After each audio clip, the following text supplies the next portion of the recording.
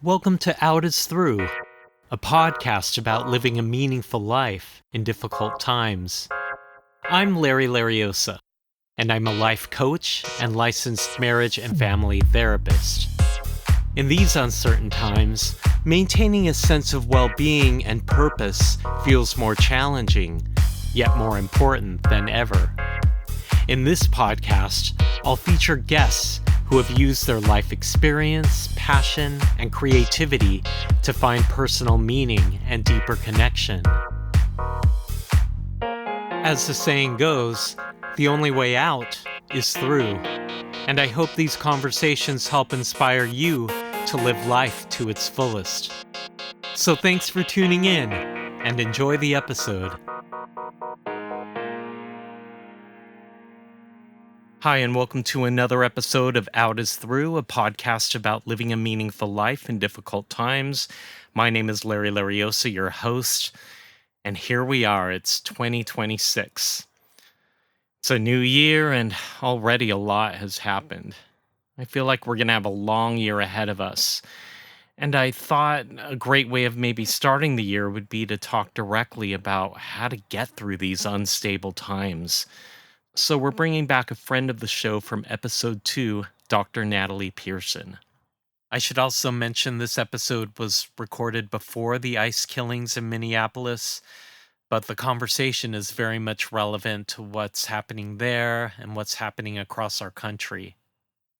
Now, before we get to the interview, I want to share an update about the podcast. When the podcast started last spring, I consistently cranked out an episode a week before moving to an every other week schedule. For 2026, I plan on scaling back to once a month. Now, I do everything for this podcast on my own, on top of my day job as a psychotherapist. And to be perfectly honest, moving at the pace I was moving at was not sustainable. I want to continue to use this podcast as a space that cultivates connection and joy for myself, my guests, and my listeners. So I've decided to be more intentional by scaling back and producing content without added pressure of timelines. I realize that this is a change, but it's one that feels right for me, at least for now. I talk a lot on this podcast and with clients about self-care, balance, boundaries, and setting realistic expectations of oneself. I feel like this is a good opportunity for me to put that in practice. With that said, I bring you this month's episode. Dr. Natalye Pearson, PsyD, is a licensed clinical psychologist with over 20 years of experience serving diverse communities in the San Francisco Bay Area. She specializes in treating racial trauma, internalized oppression, and identity development through culturally responsive individual and group therapy. Dr. Pearson is also a sought-after speaker and trainer, having led workshops for major tech companies including Apple and PlayStation.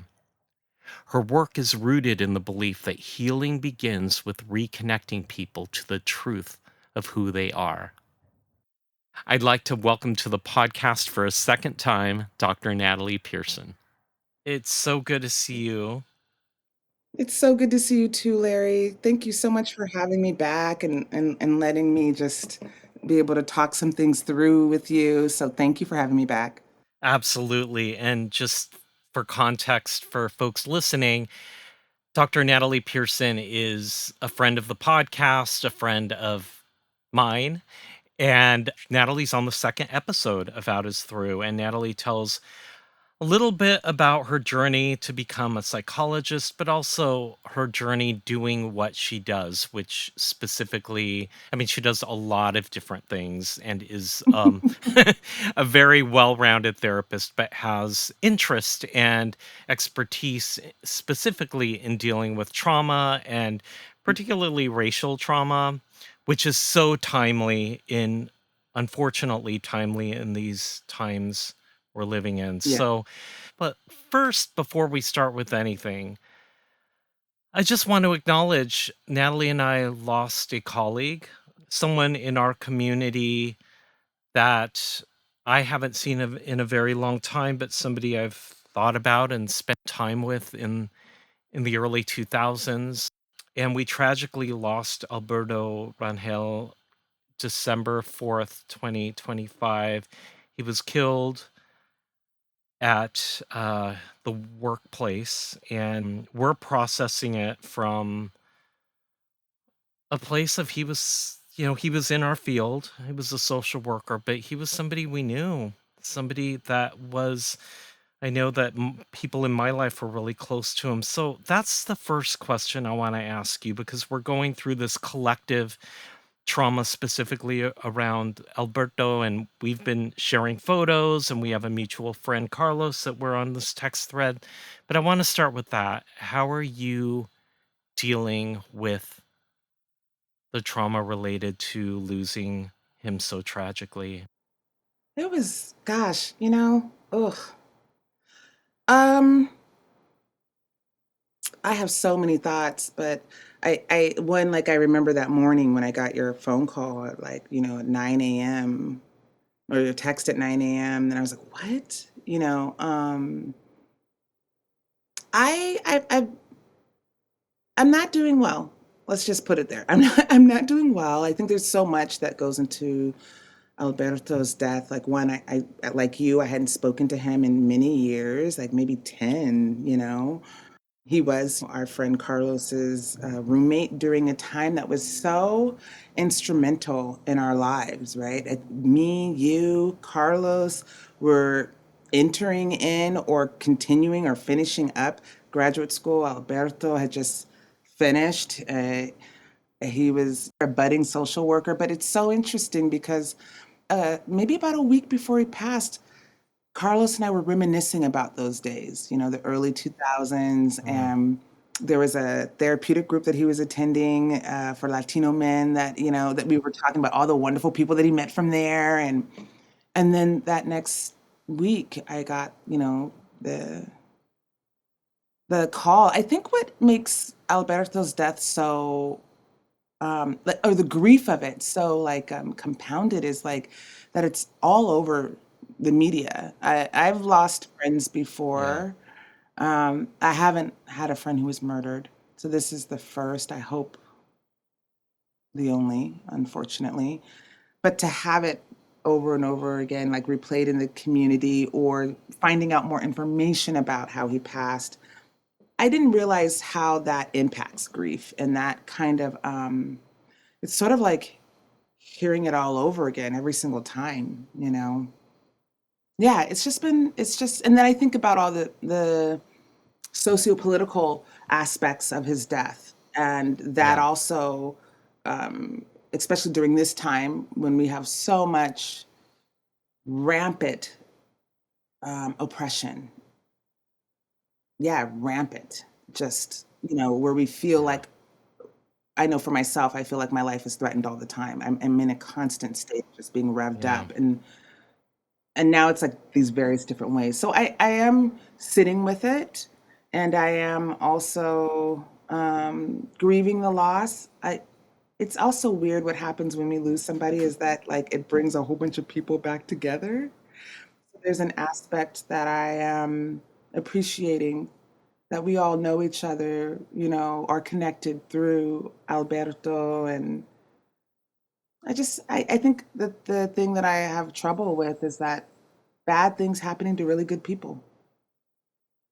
Yeah, I mean, I'm resonating with everything you're saying. And you know what I remember of that period? I mean, we were at house parties. I think Yes. Alberto, his house, we were at him and his partner's house. And it was a time we were all in grad school and kind of these relatively new working professionals. And Alberto was just such a like warm spirit, fashionable. I would always bump into him at Crossroads, which is, for those of you who don't know, it's a used clothing store on Market Street in San Francisco. But we like stylish, um, and yeah, it hits home in different ways. There's the we knew him, and he represented for me, a period that's sort of gone. So I might be even just grieving that period of my life. And then, I mean, he worked in the trenches as a social worker. That could have been any of us at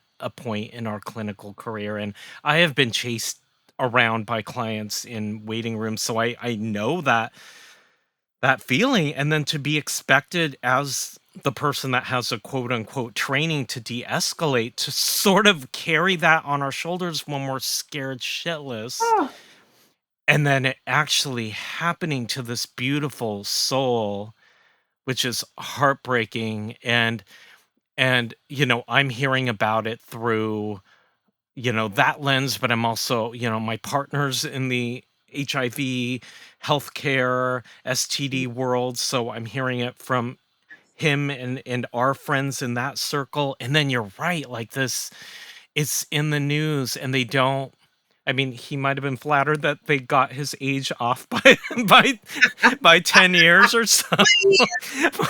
He looked very much 31, but he was I did. he did. 1000%. He was 31. But for Hmm. me it was like, I don't know, it's like, I mean, he was famous to us, but it just, there Hmm. was something icky, I think, about how it Yeah. was written and how it's just a nameless social worker. And I understand that they can't, um, Initial. yeah, yeah, Yes. but Mhm. there is just something strange about it all. That was pretty like weird, like, social, and getting the facts wrong. But I do understand from what I know is that they were waiting until his family members knew, Mm, So yeah. there's that aspect. But you're absolutely right. As any one of us in the mental health field, whether you're a social worker or a psychologist, if you're working on the front lines, which, I used to work in the same building that he did, only a couple floors down, during my pre-doctoral internship there, and it was rocking and rolling all the time. I had a client jump out of the car after being attacked and come straight to me, like Mm, yelling up and down the hallway. I think about the times that I have put myself in danger because I want to help my clients, like when I worked with sexually exploited girls, going into trap houses, or, you know, getting my girls after they've, or doing therapy, and their pimp is circling we had to do therapy like at McDonald's, and their pimp is circling. Like, there's so many ways that we have put ourselves in these positions for to help others. I was talking to another friend, as a friend of Alberto's, and that person is a physician, and they were saying, like, my God, like, this could happen even like at my clinic. Somebody could just come in. It's just, yeah, it makes you think about just, we just never thought it would happen, you know? yeah. You just never thought that that would happen. Um, yeah, it's just very sad. Yeah, and it just sort of opens up this Pandora's box, because I think anyone in the field knows that we deal with some element of danger. And like you said, I think we never think it would happen. And, it's not unusual when you work in community mental health for your clients who are unhoused to carry weapons because they're surviving on the street. That's like a given. And Yeah. but it doesn't seem like there's and I don't know the answer. It doesn't I think part of the overwhelm is, what is the answer? Because there's a reality that we all lean into, and there is a vulnerability, there's a desire to help, but yeah, what I don't want to live in a situation where we're like inspecting people's belongings every single time they have an appointment. I don't know if that's the answer. But what is the answer? It's just, yeah, it's really messy. It is really messy because you could do that, right? But that's not going to stop that somebody could. They don't necessarily need a weapon, Yeah, do that. And then the other thing is, like, not everyone who is mentally ill is violent. That's actually yeah, like a really low statistic. yes. but it gets blown up to be like, oh, this is how, folks who are mentally ill, like they have a propensity to be violent. Yeah, I think the stats show that people who are mentally ill are actually more likely to be victimized Yeah, by perpetrators.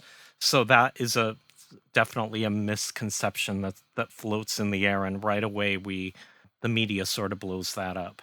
always, Yeah. always, and I mean, there's a lot of things that went wrong with Alberto's, murder. Yeah, it made me think about all of those things that you said, and I still am thinking about it. I'm still Yeah. like kind of. I mean, you said December 4th. It's been a month, a month Yeah. and some change. So it's just, yeah, Yeah. yeah.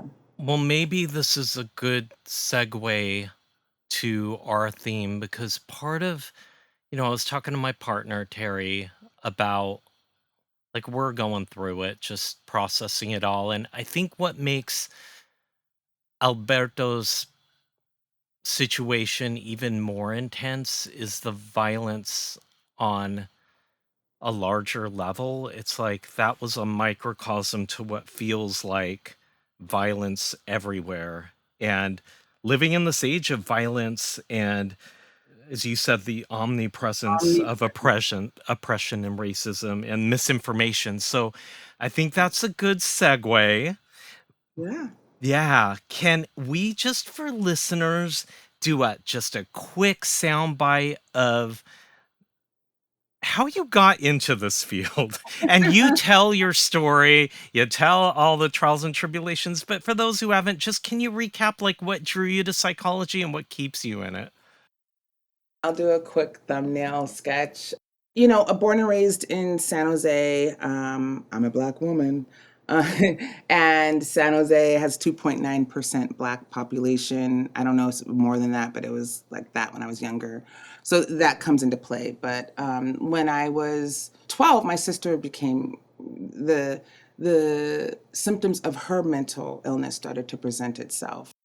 From there, I had a natural curiosity about what that someone could be with me in this reality, but not be in this reality.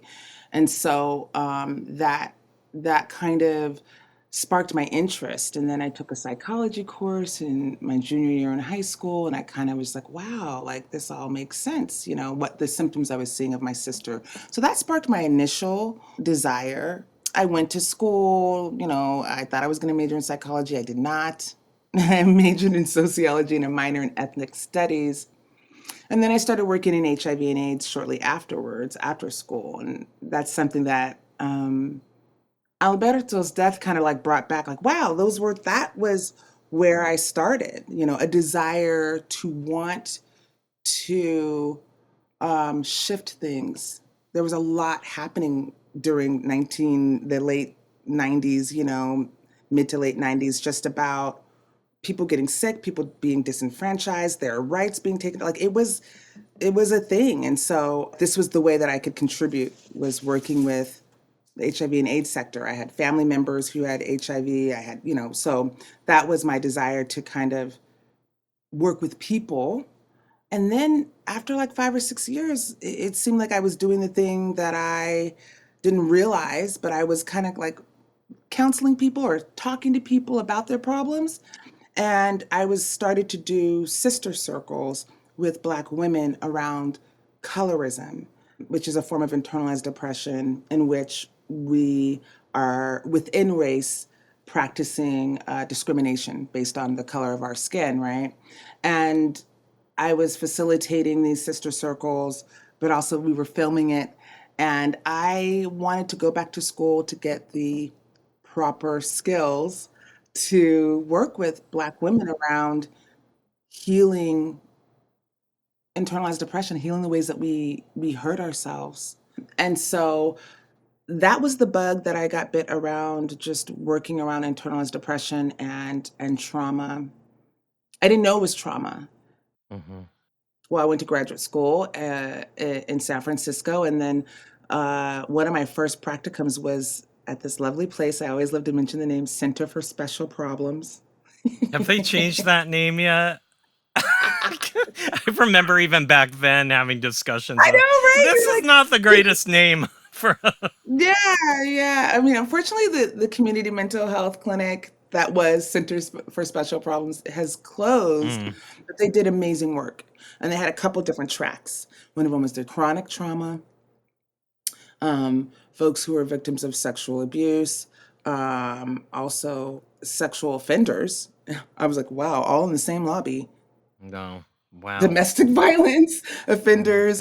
And so gosh. there was a lot of things going on there, but that's when I worked in their trauma tract. I just kind of got bit by the trauma bug, and that continued on. And then kind of piecing things together for myself. Well, I mean, I don't know why we never talked about this. Well, I do know why. It's called racism. But like the trauma of racism, when I think about collectively, what it looks like, I'm thinking about African American folks, right? And I thought of us as a person, right? In my mind, how I conceptualized it initially was like, wow, as folks who were like abused pre-verbal, right? Seeing where we are as an adult, in this country, trying to come to our own, piecing ourselves back together again.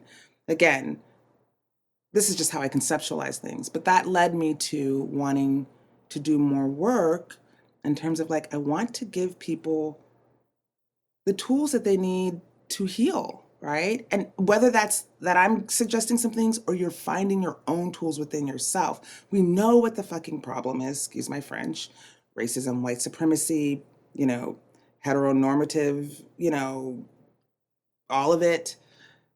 And but how do we heal from that? And that is where my real curiosity is. How do we heal from that? Right now, we are in, I don't know, at least in my lifetime, I've never, of course, in many lifetimes, right? I've never seen anything like what we're experiencing right now. It feels like we're in Nazi Germany. Yeah. And I remember when this man was elected in 2016, my best friend said, Natalie, you know, in Nazi Germany, it didn't start like all of a sudden people just were going to concentration camps. What if this is the beginning? And I remember her saying that in 2016, and here we are.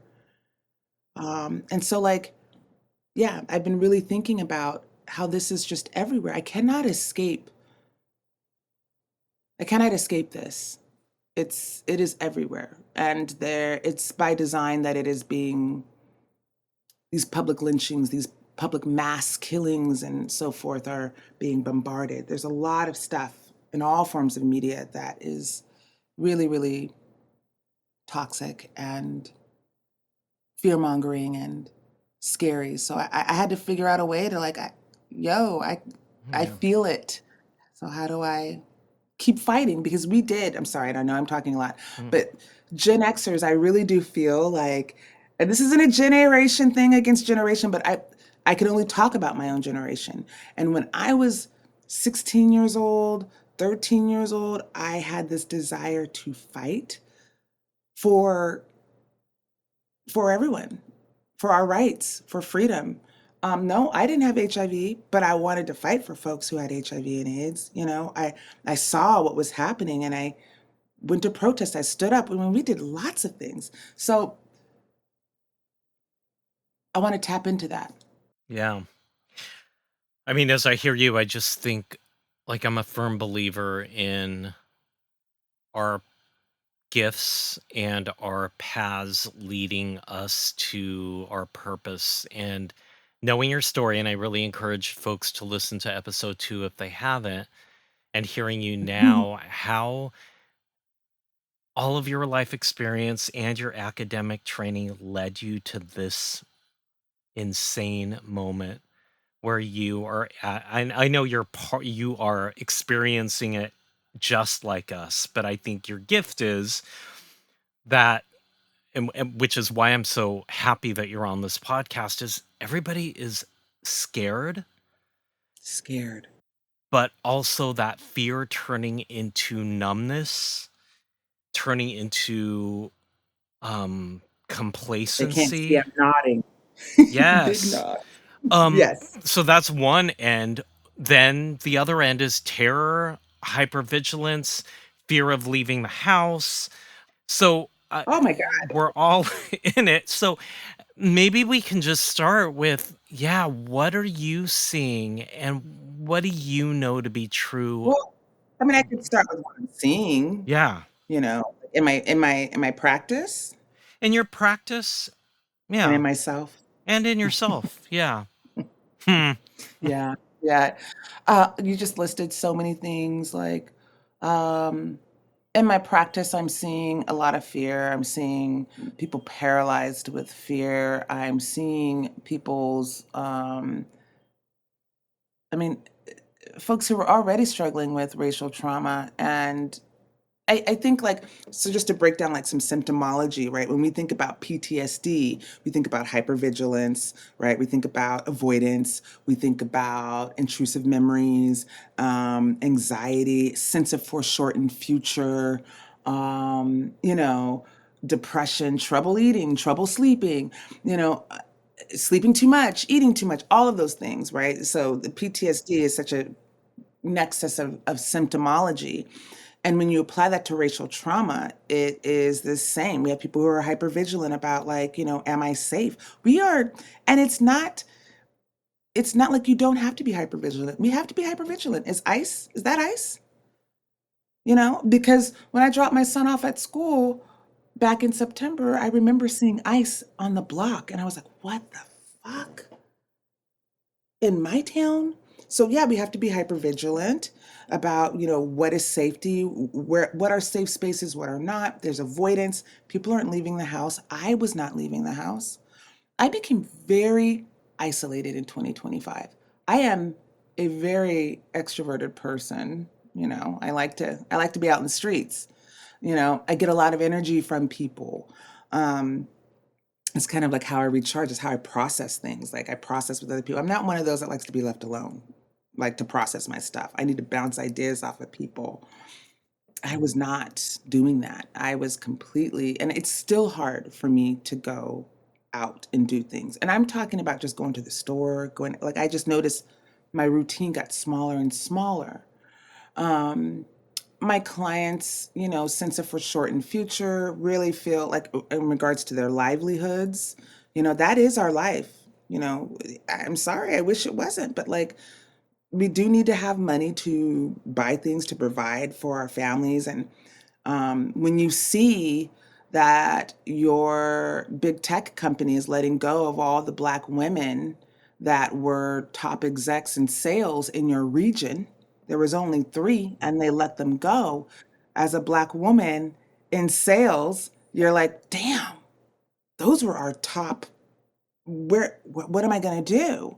So we have a lot of that, a lot of fear going on with that, a lot of, and then there's things that are just like happening all the time that are letting you know in these um, other ways that you are not, your life can be taken at any time. We can snatch you up at any time. We could put you in a detention center at any time. It doesn't matter that you're an American citizen. We don't fucking care. I turn on my television a couple of weeks ago. I'm watching RuPaul's Drag Race. Okay. They Hmm. told me MTV was gone. MTV is not gone. It was on this cable network. I was like, oh, it's still there. So I started watching. And then this commercial came on that was such propaganda about how different cultures do different things. And in the Christian culture, lying is not acceptable. But in Islam culture, it is. Mm. Word for word, I was Oh my shooketh. I was gosh. like, wow, wow, we're really doing this? And so it does send you to that place of emotional numbness and a little bit of like, you can't believe it and you're in shock. I think a lot of us in 2025 were in shock and can't believe what's happening. I think a lot of us are now kind of thawing out and being like, oh, oh no, we have to do something. And some people are like, we have to do something like I need to pick up a gun and fight back in that way. And some people are like, wow, how, for me, it's like, I need to like get off my ass and stop being numb and actually look at what can I do? Where do I want to focus my attention in the resistance? Yeah, so I Mm, mean, I'm seeing all of those things. I know it's a lot, but yeah. I hope that makes sense. Yeah. Yeah, kind of what you were saying about how do you see yourself responding to the resistance? Can you say more about that? Because I know people that are fatigued and Mm, have in the past marched, written letters to mhm. their congress people, have done Mm, all the right things, and nothing is budging. And I think it's yeah, human nature. And as I say this, I'm very aware, like, I've done all of those things. And most definitely. there was something that happened today, and some of my friends went. I did not go because I had a date with a friend, something to bring us a lot of joy, but then there was also the guilt of, gosh, I should be out on the streets. And so I wonder if you can say more about what can we do and how do we balance it, because we obviously have to take care of ourselves, Mhm. and it doesn't feel like, for me it was like I was doing all this self-care, but it did not feel good knowing that there was something happening and I felt like I needed to go. And Yeah. I think a lot of us are just figuring out, how do we live our lives right now because of the omnipresence, as you said, of all of it. Mm, mhm. Yeah, yeah. Um, cultivating joy, right? I think Mm. that's the biggest thing. I think joy is the biggest form of resistance. And I'm not saying like, partying and, or if that's the way you want to cultivate joy, However, yeah, I think you got to get clear. Like, where do I have the energy? I did protest too. I protested and walked and marched and do do da da boo boo ba ba boo. I did all the things.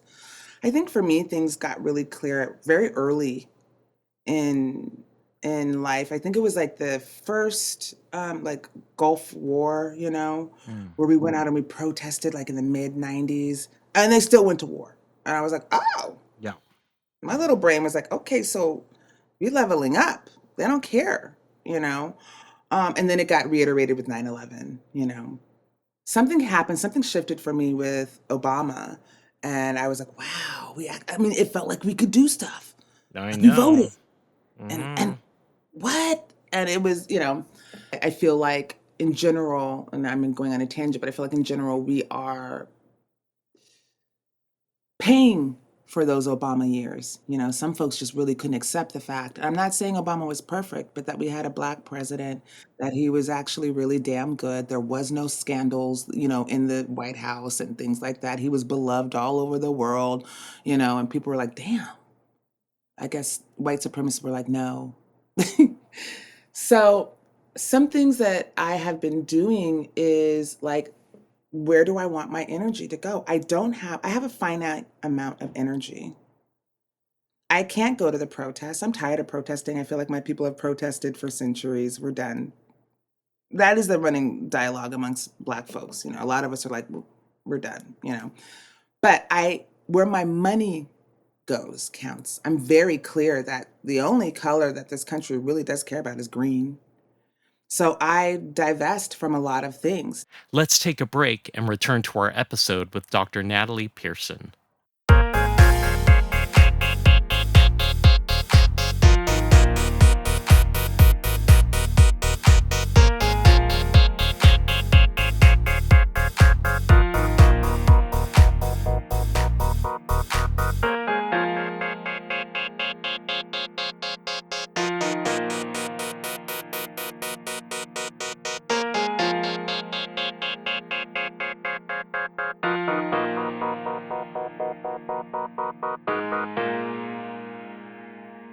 One thing I hear from a lot of white people, Mm, well-intended white people, mm. are, where are the POCs I in know, these I know. protests? Usually here in the East Bay, it tends to be middle-aged white Mhm, folks mhm, marching. I mhm, mean, mhm, mhm, there are mhm. POCs, but Mm. the dominant people we see on the street tend to be a similar demographic. So I'm just Yeah, wondering I'm if you grateful for notice that. And them. Oh Yeah. 1000%. I'm grateful for middle-aged white people out there. I wish younger white folks were out there.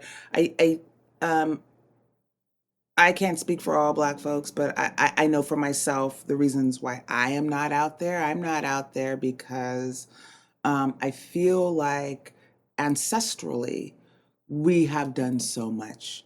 And it's like nobody really, I mean, we have done so much. We moved things forward. It's great. And now we're at a place where it's like, um, it's dangerous for me to be out there. It was always dangerous. Yeah. Oh my God, I'm so grateful for my ancestors, so grateful for my mom and dad who marched with Martin Luther King, who got sprayed down with, fire hoses and so forth,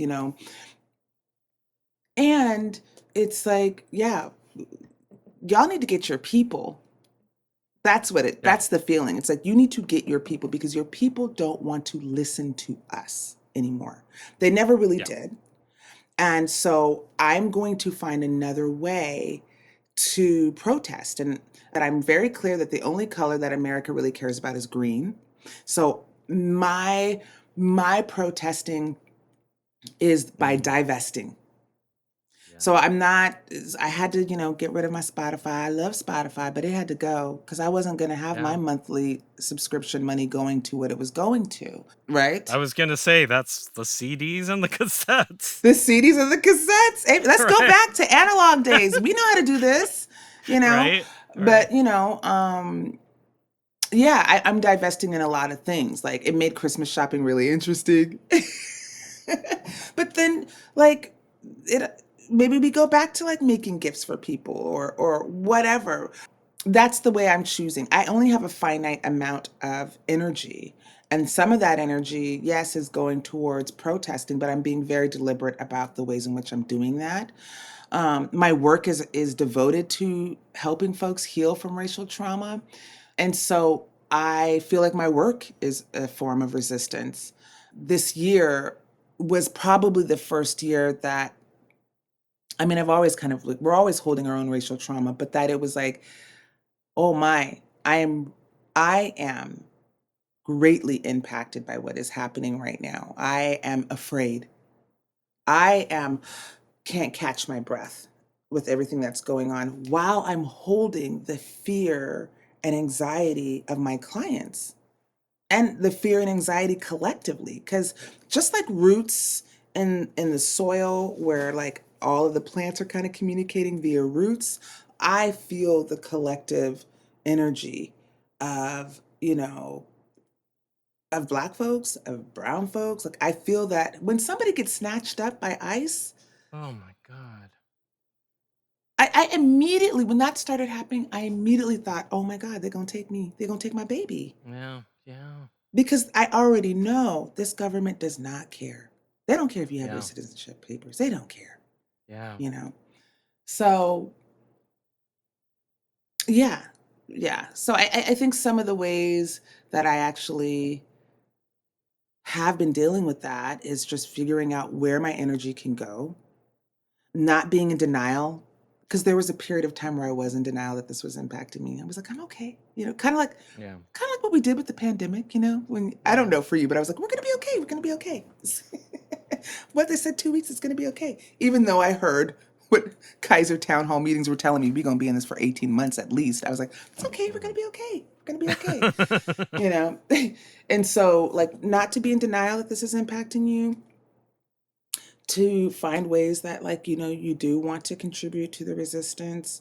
Our joy Mm. is resistance. I think about some of the things that I think about that help me is ancestrally smiling. Like, yo, we were murdered for smiling. Like, how dare you? What are you doing? You finding your joy right now? And you're supposed to be out there picking cotton? Like that was so I think about that on that level and I apply it to today. Um, Finding my joy again helps me to cultivate hope. Cultivating Mm. hope helps me to be able to then envision what I want. Then, if I am envisioning what I want, then I'm going to start setting intentions. If I'm setting intentions, I'm making moves towards what I want.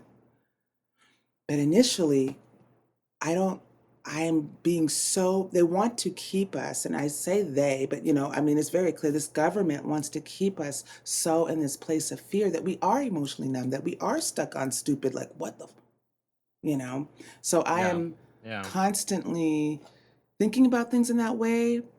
But I know that out of darkest times, and again, I'm sure this applies to most like marginalized groups and oppressed people. I'm only speaking for mine because that's the one I can speak for. My folks created music, art forms, recreated the structure of family when they tried to like dissolve that. This is why we're like, the village will raise you. Where did we get that from? Because, mom and dad was sold. My baby was sold. So Mm. if my folks can have this, again, there's the intergeneral transmission of trauma, there's also the intergeneral transmission of resiliency. So I tap into ancestral things that help me to see. Like during the time that there was mass lynchings in the 30s, Billie Holiday created Strange Fruit. Like, there's just so many ways that we continue to protest, cultivate joy, build up our energy, and go back out there again. I think that's so important, that idea of joy, and particularly for marginalized groups, because we all have a story of suffering, but we have a story of getting through. And for Yeah. many of us, joy was, I think about, last weekend I went with some friends. I went to karaoke, and I hadn't been to I love karaoke in a long time. I know, karaoke. we got to go Larry, sometime. let's go. I I tell you, let's do it. We can do And it. for me, and I happen to go with other Filipinos, and Oh, y'all are the singing and karaoke kings and queens. Whoa, no, right? y'all. And I didn't think about it as much as an ancestral thing, but I think it Hmm. is, like, the Hmm. fact that that is something. It's so big in the Philippines. It's something we brought here. We made it ours.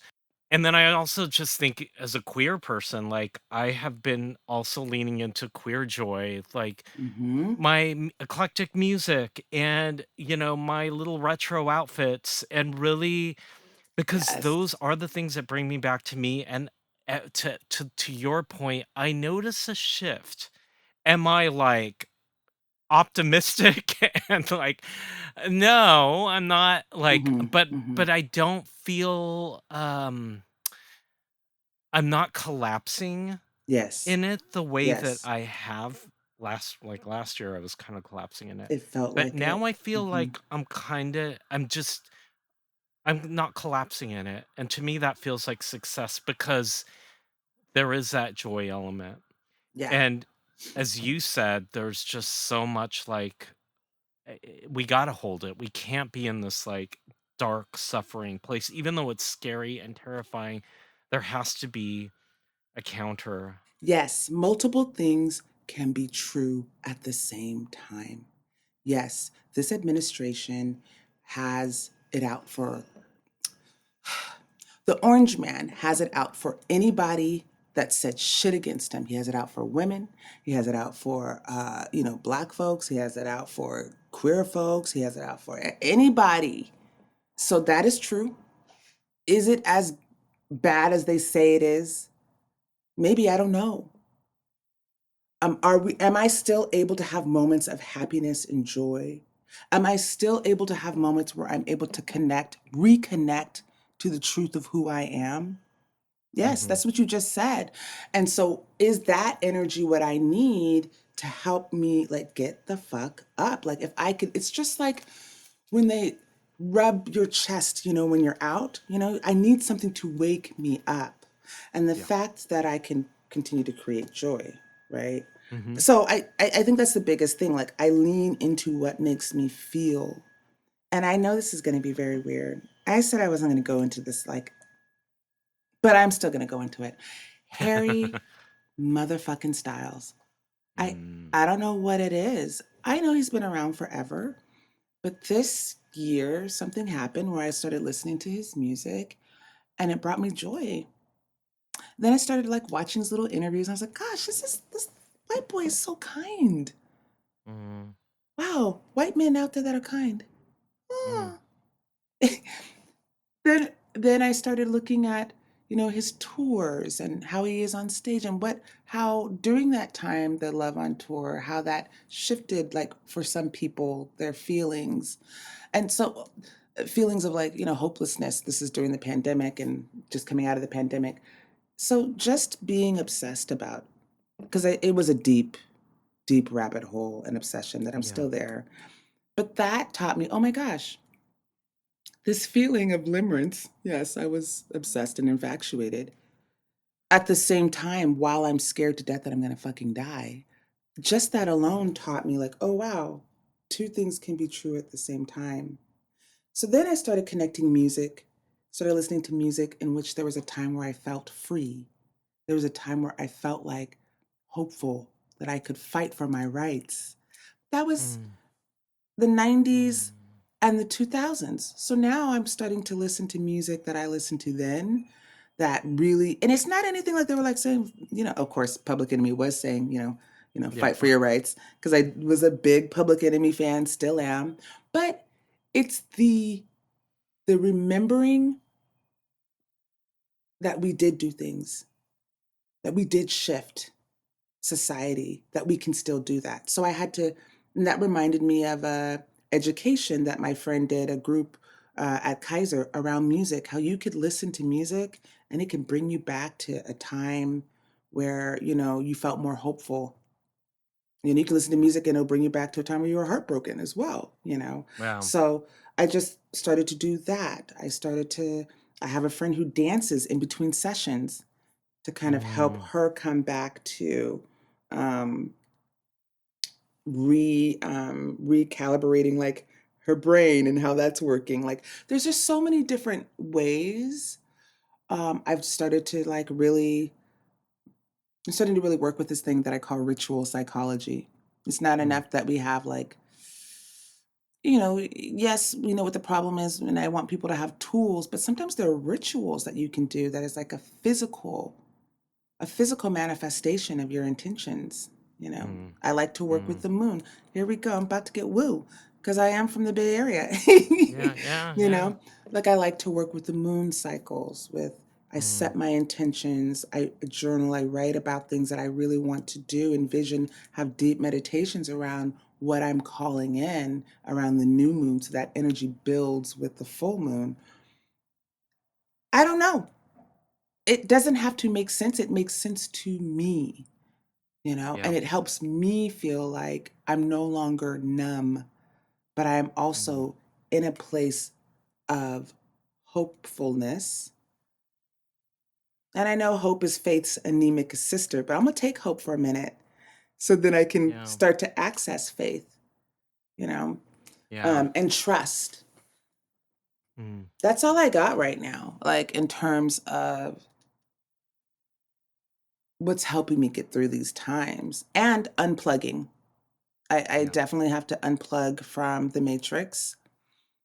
So I've been like, I will watch shows, but I'm watching shows again from back in those times, Mm, or old movies or things like that. Like I said, I watch a lot of concerts, not just Harry. I watch other people too. yeah, Depeche Mode, yeah. which is on Netflix now. Oh, it is? Okay. Yes, I gotta great. watch it, and my niece and nephew love Harry Styles. They were on one of the episodes talking about Harry Styles, and I need to listen to him. I haven't really been exposed, so It's I need great. to find a CD.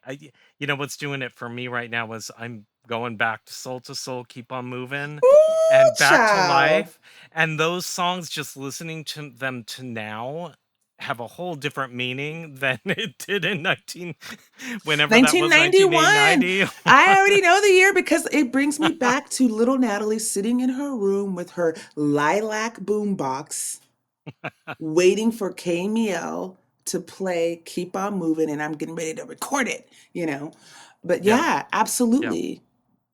I Absolutely. mean, the other thing that, and maybe you can say something about this, is I'm also leaning into my therapist power a little bit Mm-hmm. because we do have this training and we don't Mm-hmm. have the answers, but we do have some wisdom. And one thing that I was reading a lot about kind of before the taking of the new administration coming back, but it's so relevant, is just narcissism and y- malignant narcissism and Malignant. Mm-hmm. the relationship, like we are in a relationship with malignant narcissism. And um it's just not a spouse, it's not a friend, it's a system. And some of the things, like obviously gaslighting, adversarial relationships, That's so can never be interesting. the wrong person, always looking to scapegoat. White supremacy is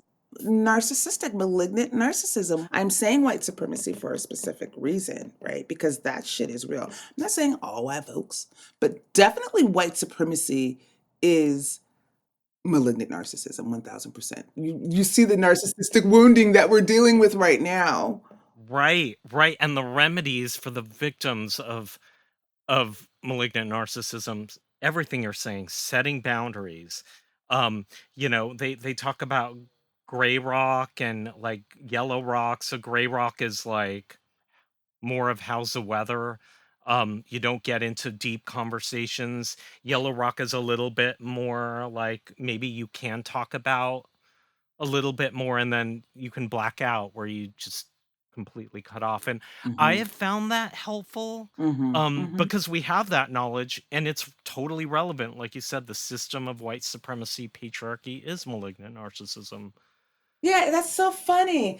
What I love about psychology in general is I feel like it writes down or puts words to things that people are already doing, you know, and then it puts it like in a system or whatever. So I love that about psychology. But yeah, when you said like the gray rock, yellow rock, black rock, or whatever, yeah, that's something that I think that I have been doing with white folks for a very long time. I think that really got clear when I was in college, like I'm not going to talk to these people about this, or I'm only going to keep it surface. Sometimes I think that you start to feel like, oh, am I being disingenuous? But I like to think of it as self preservation.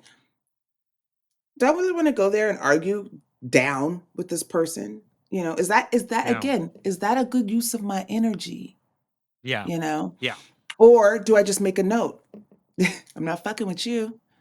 Yeah, and similarly, I think with the administration, like we can apply that to the information we take in, to the conversations, because Yes. talking about it is exhausting and traumatizing and scary. And sometimes we need to talk about it. Like you and I will talk about it. Mm-hmm. But I think we can also apply Yellow Rock, Rock Blackout to some of those Blackout. Mm-hmm. conversations, Mm-hmm. right? Mm-hmm. That we can lightly tread in it, but not every conversation has to be like you can't look for Catharsis. resolution, Mm-hmm. yeah, Mm-hmm. in some of these conversations. It feels like crap, and no matter how much we talk about it, it's still gonna suck. And sometimes we need to talk about it, and that's helpful. But I Mm-hmm. have found sometimes I'm over processing it, and at house parties, holiday Oh my parties, God, I please don't don't. want to talk about, yeah, I do not want to talk about this. Yeah. And I think modeling that for other people, because sometimes other people might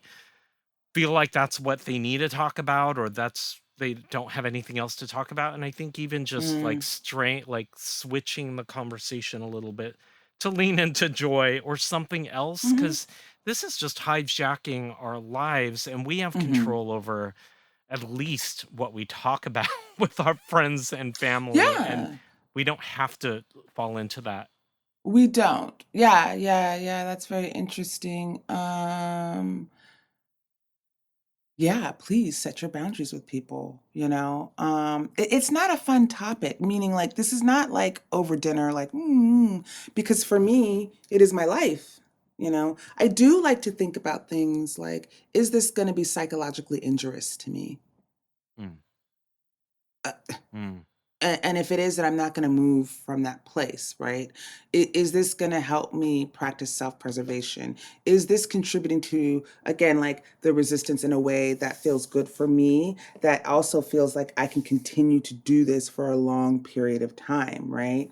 And like it's nice to talk about things, and I think where I have found that folks are kind of talking about things is because it might be like, and I don't want to say like it's novel to them, but like it's kind of like this is not a trend.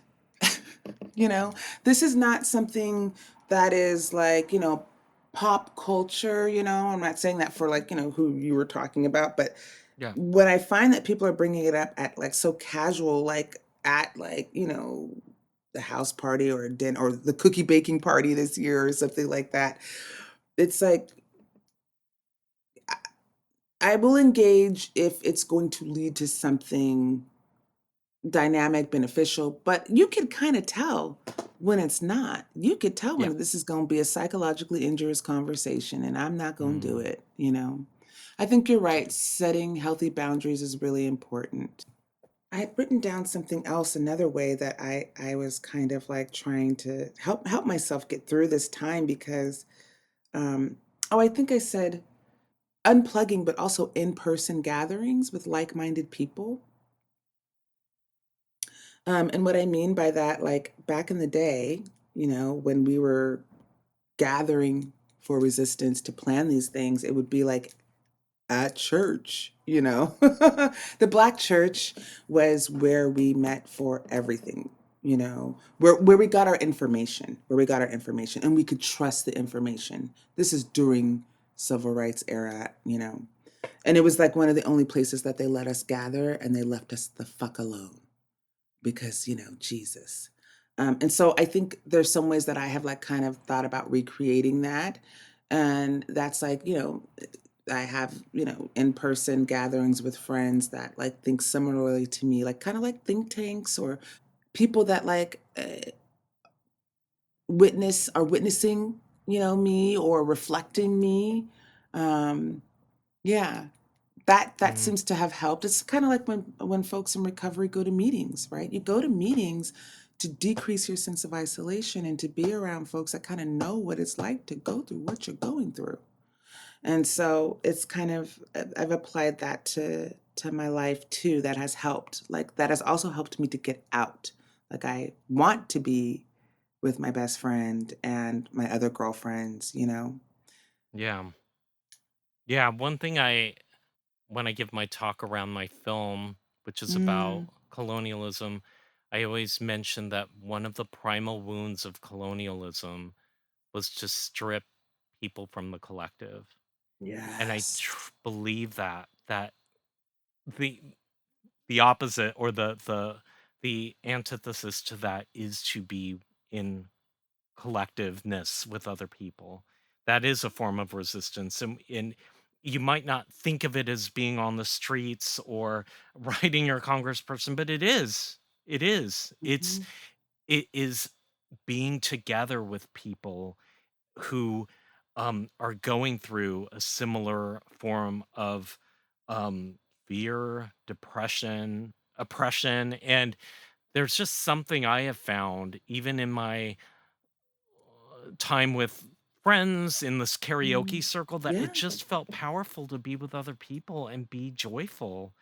And to the point about like the narcissism with the administration, I think it's always in those conversations, I have found it helpful to put time limits. Like, oh yeah, let's talk about it for 5 minutes because I think we need to talk about it, and it just can't spill over because that is taking away from that collective time that I need to replenish. I love that what you're saying, like time limited. Now, there's a person in my life that is narcissistic, and I'm not going to say their name but you just brought that up. Like, I definitely have to have time limited visits and conversations with them uh, as a means of one, again, self preservation, and two, like if it goes beyond a certain point, I know I'm getting riled up. and now I'm engaging in this unhealthy way. Like it's not helping anyone, you know.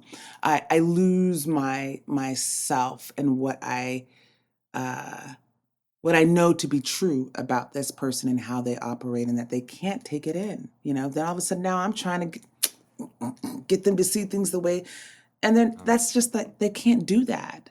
yeah, And that's, as we're thinking about this administration, white yeah, supremacy, patriarchy, as like a person, right? And as like a personality disorder, you know, when I work with NPD, because when I was working at like a clinic, I did love to work with personality disorders. I'm a weird one. I don't know. It makes it interesting. But narcissist, it is very clear, like, you know, they can't really take in stuff, you know? And so you kind of have to figure out a way around it, but still get it in. And one of them is like, I can't go directly in there. There's so many Natalieisms in my head, which is like rub your back and cup your balls through life, you know.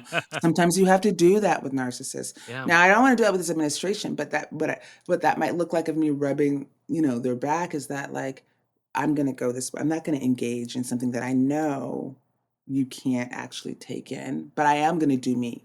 yeah, yeah. That's how you protect yourself in both Hmm. a personal relationship with the narcissist and also in kind of a more societal. Hmm. I also think that with like their lacking empathy is just a trait in Mm.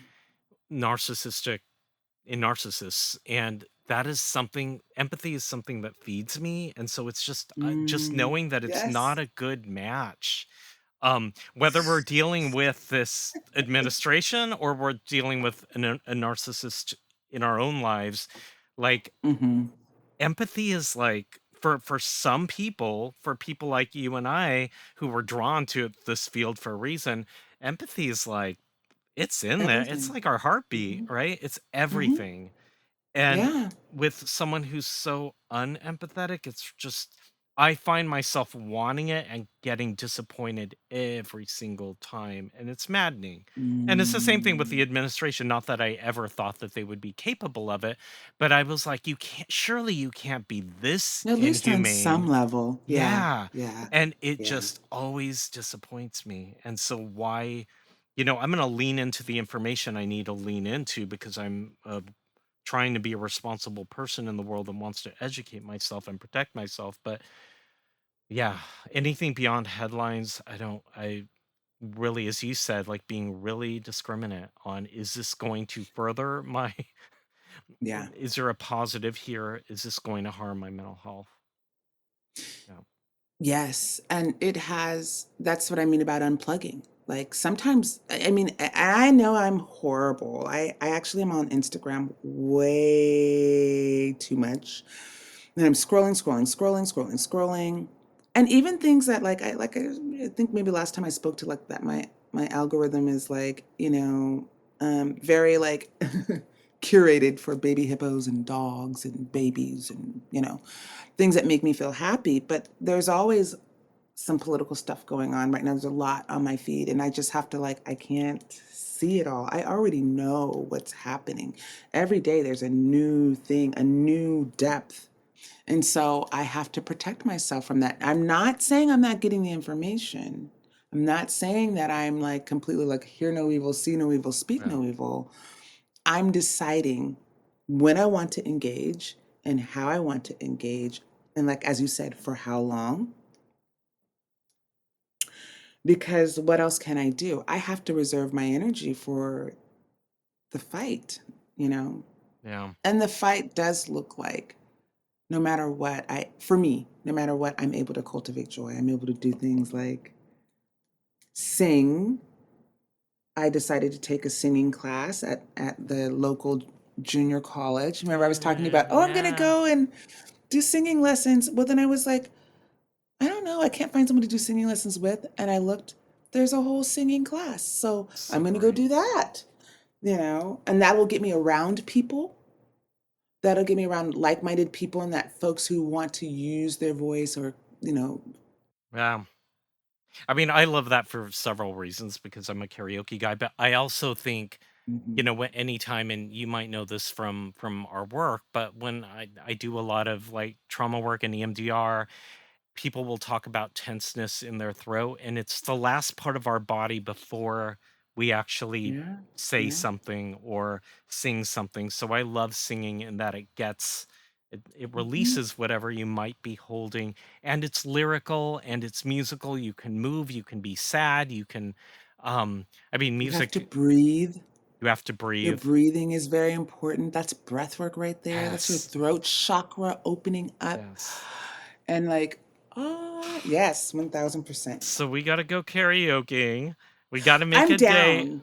There's a place right by my house, but is there anything you want to say about what we're talking about that you feel like has been left unsaid? Is there any points you want to drive home? What I want to say is it is everywhere. Um, White supremacy is everywhere. I don't know if racism really like gets to it, you know. I think what's calling it what it is, white supremacy. It is scary. You're not crazy. And we can do this because history has shown us so many times before that we are capable of fighting this. I don't know what the solution looks like. I do know that there are some certain ways that I'm willing to like be active in the fight, but I think the bombarding of like kind of like the shock and awe of it all is to keep us in this fearful place where we can't see our truth and the truth of who we are. I just go by history. That's all I can do. I know I am here because of active resistance. We are all here in this country because of active resistance. It feels like it's the end, it is not. And that's where that piece of like I need hope. I need to start doing the hope aspect of it so I can do the faith aspect. That means I'm going to go not by sight, but what I know to be true. Mm, I know. thank you for I know. that. Yeah. Oh. Yeah. I I'm just letting that sink in, and that they're just even having this conversation. I know I feel lighter knowing that there's somebody else that is thinking through these things and experiencing these things. We have different stories, but the common thread is white supremacy. The common thread also is joy, that is Yeah. part of us. Like, as much as Mm-hmm. Mm-hmm. the oppression and the struggle and the fight that comes with that, there's also the joy and the resilience and the hope that is what got us here. That's what, I Mm-hmm. mean, that has landed us Mm-hmm. in to Mm-hmm. get through these times. This is the part of the interview where I ask guests to share their three favorite albums. Because Natalie did this already for us in episode 2, I ask a slightly different question. Well, on that note, Oh Natalie, God. I cannot let you leave without telling us, and I have to apologize because I'm gonna put a little twist to the theme, Oh my because God. we've been talking about joy, and I want you to think Mm-hmm. of 3 songs, your joy Mm. playlist. As of, like, I'm aware it could change tomorrow, but as of today, Okay. what is your joy playlist? Oh my God. That is Artist and song. so artist too. No, no, no, the song and who the artist is. I told you No, what I 2 know. of mine I were, know. which is Soul to Soul, both Keep on Moving Mm-hmm. and Back to Mm-hmm. Life. Oh my God. But what are yeah. that's so hard. Like songs. Okay, so I don't know if I'm gonna be really good at necessarily. Okay, so Right now, Cocteau Twins. Oh my gosh. Love which one? How dare you? There's so many. Carolyn's Fingers. That's one of my favorite. Yes. Or Heaven or Las Yes. Vegas. Anyway. That whole album, Yeah. like that, and again, so that takes me back to a time where I was feeling more hopeful. Okay, I don't know, but Bluebell Knoll, that album, Stellar. it brings me back to a time with a friend of mine who passed away, and we would just listen to it when he was in his hospital bed.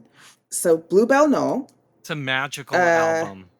It is. Right? I feel magic when I hear the Cocteau Twins, but especially that album. As it starts, you're like, I am at peace. Okay. I'm going to mention a Harry Styles song right now. I really love Fine Line. I love the whole album, Fine Line, but that last song, I really like it. I'm going to check it out. Yes. He's a great songwriter, guys. Yeah, He really is. All right. Now, of course, I'm going to put Soca, because Soca's just happy music. That's a test for me. If you're listening to Soca and I don't see like something wiggling on you, I'm like, ooh, there's something wrong with you. Okay, because the beat. So there's a song in Soca, and I don't know who sings it, but it's called Winner. When you wake up this morning, you're a winner. Yeah. So I just love that song because it seems so, and I don't know the artist. Okay. But I think it's called Winner. I want to say it's Voice. There's an artist called Voice, and anything he sings is amazing too. But yeah, it just says when you woke up this morning, you got to know you're a winner. Like that's just it. You're winning in life. There's so many songs like that in Soca, just giving praise for like you're here, And I know that sounds very simplistic, but I don't want to wake up in the morning and feel like I'm doomed. I want to feel like I'm a winner, like I'm a winner. So I'm going to send you that song. Please do. Once I remember. I love that. And seems like a perfect way of ending today. You're a winner. Thanks. You too. I just want to express my extreme gratitude for you letting me come back and talk to you about this, because it's kind of been circling in my head a lot. And this year in 2026, I hope I'll be speaking more, because I have a lot of thoughts about things that I think maybe some other people would want to hear. But the omnipresence of racism and white supremacy and how we can cultivate joy during this time is really important to me. So thank you so much. And thank you for coming back. I'm sure we'll have you back again. Really? Because I'd love it. we need to have these conversations and we need to stay connected. So appreciate you.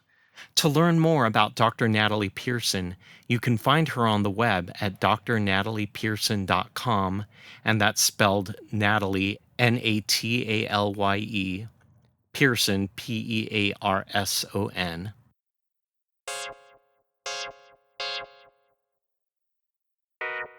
Another great conversation with Dr. Natalye Pearson. She reminds me about the importance of staying connected to others during these difficult, unpredictable times, whether that be losses in our personal lives or the impact of events in the larger world. There's so much to digest from our conversation, but I'm realizing I'm feeling lighter just in not feeling so alone with it, and knowing there are some ways to take back my personal power in a time that feels scary and sometimes powerless. I hope there's some grain of wisdom you can take from this episode in moving through 2026. Take good care of yourselves, and thanks again for listening to Out Is Through. Until next time.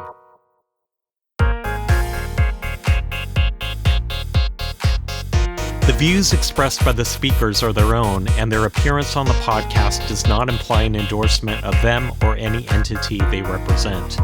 Out is Through is a podcast for entertainment and educational purposes only. It's not a substitute for medical advice, diagnosis, or treatment. If you are in need of support, please seek out a licensed mental health professional in your area.